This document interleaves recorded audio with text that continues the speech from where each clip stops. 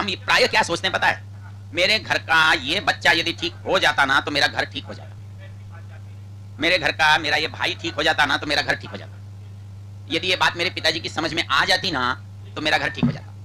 पति सोचता है कि मेरी पत्नी को एक बात मैं समझा सकूं तो मेरा काम हो सकता है। सबकी समस्या ये है कि वो दूसरे को समझाना चाहते हैं।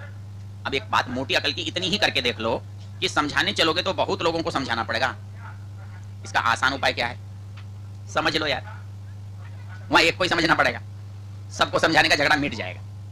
और यदि इस अनुभव को आप कभी काम में लोगे तो 1000 बार प्रयोग करके देखना, आपको वो कष्ट नहीं होगा। आपको कष्ट होता तब है जब दूसरा आपकी मानता नहीं है, और कोई झगड़ा नहीं है। बाकी आपको थोड़ा सा भी ये लग जाए तो आप सोचते हैं बताने से क्या फायदा है जी, मानता तो है नहीं। दो गलतियां होती हैं यहां, एक तो उसके काम को आप अपना काम बना रहे हो और अपना काम आप कर नहीं रहे हो। मेरा काम है बताना, समझाना। हाँ, यहां एक अंतर आ जाता है समझाने का।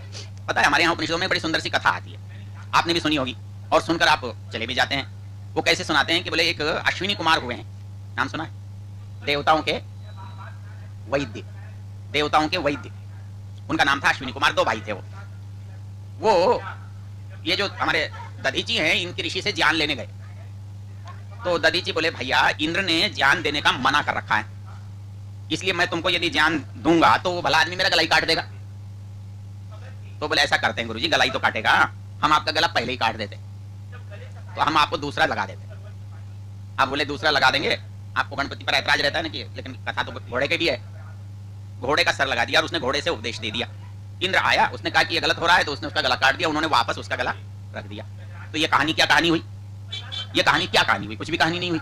इस कहानी का अभिप्राय क्या है, इस कहानी का अभिप्राय ये है जब आप किसी को बताओ, जब आप किसी को समझाओ तो आप अपने स्तर से मत बोलो, अपने स्तर से मत बोलो, आप उसके स्तर पर जाने का प्रयत्न करो, उसकी परिस्थिति में जाने का प्रयत्न करो। आप इस बात को कैसे अनुभव कर सकते हो उसका एक उदाहरण देता हूं। हमारे जो नए बच्चे होते हैं ना, हमारे एक साथी थे, उनका बेटा था छोटा सा 8-4 महीने का। वो माँ से बोला ये बेटा बहुत नालायक है, बड़ा उत्पाती है, बड़ा दुष्ट है, ये करता है क्यों करता है। बोले तू कैसा था, बोले तू कैसा था, तू भी तो ऐसा ही था। क्योंकि वो कैसा था ये वो नहीं जानता, वो कैसा था ये उसके माँ बाप जानते, इसलिए वो कहते हैं बच्चे होते ही ऐसे हैं, इसमें क्या खास बात है। जब हमारी समझ में यूं आ जाता है बच्चे होते ही ऐसे हैं, फिर हमको ज्यादा कष्ट नहीं होता, ज्यादा दुख नहीं होता। हमको लगता है कि ठीक है ये होता ही ऐसा है। जब होता ही ऐसा है तो जो काम करने का है उतना करने का, बाकी परेशान नहीं होने। हमको परेशानी और कुछ भी नहीं होती, हम दूसरे को अपने हिसाब से चलाना चाहते हैं। झगड़ा चाहे सास बहू का हो, चाहे पति पत्नी का हो, चाहे मालिक नौकर का हो, चाहे ग्राहक दुकान का हो, कुछ भी हो, हमारी सदा इच्छा एक ही रहती है, जैसा मैं कहता हूं वैसा होना